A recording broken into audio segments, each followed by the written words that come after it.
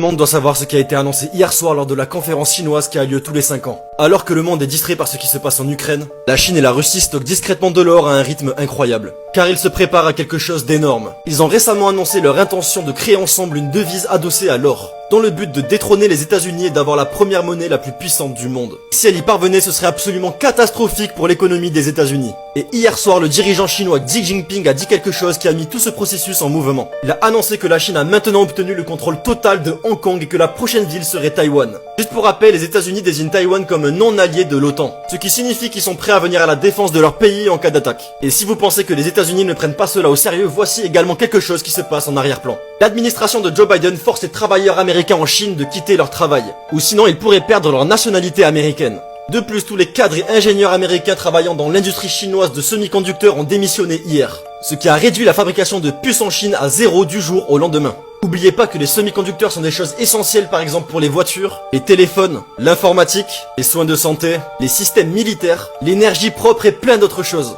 Si cette industrie ne tourne plus, on peut dire au revoir à tous les objets électroniques. Car oui, devinez qui est le plus grand fabricant du monde de semi-conducteurs? Taïwan. La balle est maintenant dans le camp de la Chine.